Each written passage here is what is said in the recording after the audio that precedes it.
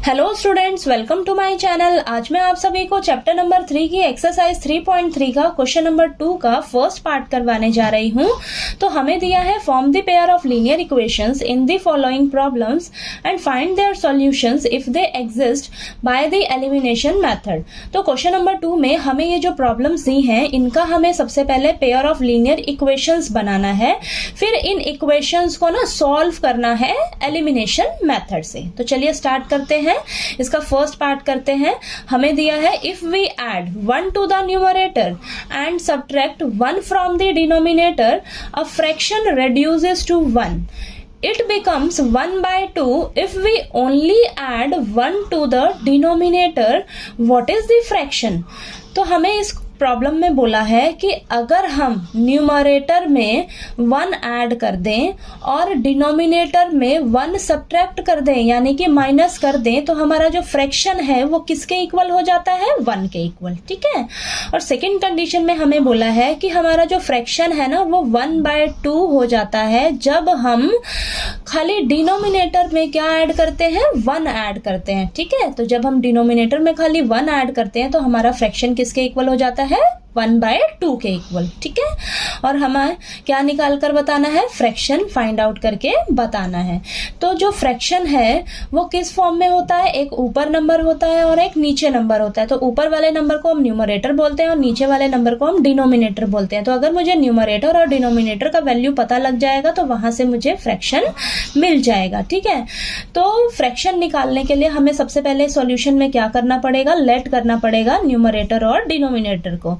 ठीक है। तो यहां पर हम लिखेंगे let the numerator be x। ठीक है। और डिनोमिनेटर को हम लेट कर लेंगे y। ठीक है। तो यहां पर डिनोमिनेटर को मैंने y लेट कर लिया। ठीक है। अब यहां से मेरा फ्रैक्शन क्या बन जाएगा?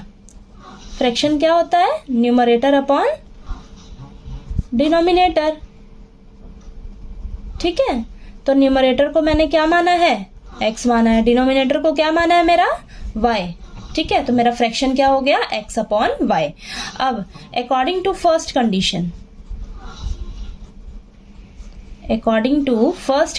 फर्स्ट कंडीशन में हमें क्या बोला हुआ है कि अगर हम न्यूमरेटर में 1 ऐड कर दें और डिनोमिनेटर में 1 सब्ट्रैक्ट कर दें तो फ्रैक्शन किसके इक्वल हो जाएगा? 1 के इक्वल। ठीक है। तो मेरा ये क्या था? फ्रैक्शन x अपॉन y है। तो अगर मैं न्यूमरेटर में 1 ऐड कर लेती हूँ और डिनोमिनेटर में 1 सब्ट्रैक्ट कर लेती हूँ। ठीक है। तो यही बोला है मुझे क्वेश्चन में। तो ये फ्रैक्शन किसके इक्वल हो जाएगा? 1 के इक्वल हो जाता है। ठीक है। अब यहाँ से आप सॉल्व करिए, इसे क्रॉस मल्टीप्लाई कर लेंगे। तो यहाँ पर x + 1 इज इक्वल टू 1 के साथ जो ये नीचे है y - 1, ये मल्टीप्लाई होके यहाँ पर सेम आ जाएगा। ठीक है। 1 से मल्टीप्लाई करेंगे तो सेम आएगा। अब इसको थोड़ा सा हम सॉल्व कर लेते हैं। y को मैं इधर ले आती हूँ। ठीक है। इक्वल टू के इधर तो प्लस का है तो माइनस का हो जाएगा, और इस साइड प्लस का 1 है तो इस साइड जाएगा तो माइनस का 1 हो जाएगा। ठीक है। तो ये सॉल्व करके आएगा मेरे पास x - y is equal to minus minus plus हो जाएगा, माइनस का साइन रहेगा। ठीक है। तो -2 आ जाएगा। तो मेरे पास इक्वेशन क्या बन गई? x - y is equal to -2। तो अब इसे मान लूंगी मैं फर्स्ट इक्वेशन। ठीक है। तो चलिए अब हम सेकंड इक्वेशन बनाते हैं। तो यहां पर हमें सेकंड कंडीशन में क्या बोला है? तो यहां पर लिख लीजिए आप according to second condition. Second condition में हमें बोला है कि जो हमारा फ्रैक्शन है वो 1/2 हो जाता है जब हम डिनोमिनेटर में सिर्फ 1 ऐड करते हैं। तो फ्रैक्शन क्या था मेरा? x upon y। ठीक है। y को मैंने डिनोमिनेटर माना था तो डिनोमिनेटर में बोल रहा है कि 1 ऐड कर दीजिए। ठीक है। 1 ऐड कर देंगे तो ये जो हमारा फ्रैक्शन है वो किसके इक्वल हो जाएगा? 1/2 के। ठीक है।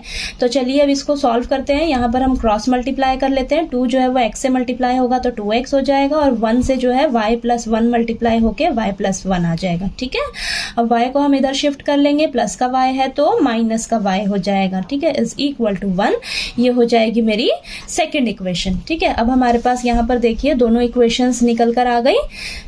ये फर्स्ट इक्वेशन है हमारे पास और ये सेकंड इक्वेशन है। अब इन दोनों इक्वेशंस को हम एलिमिनेशन मेथड से सॉल्व करते हैं। तो यहाँ पर लिख लीजिए आप बाय एलिमिनेशन मेथड।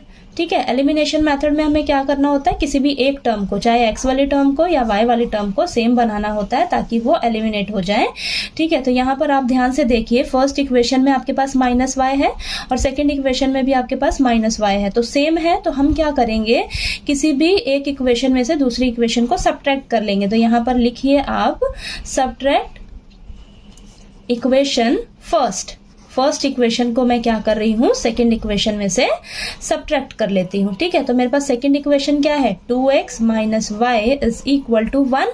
ठीक है, अब इस सेकेंड इक्वेशन में से मैं ये फर्स्ट इक्वेशन को माइनस कर रही हूँ, तो x minus y is equal to -2। ठीक है, तो सब्ट्रैक्ट करना है हमें।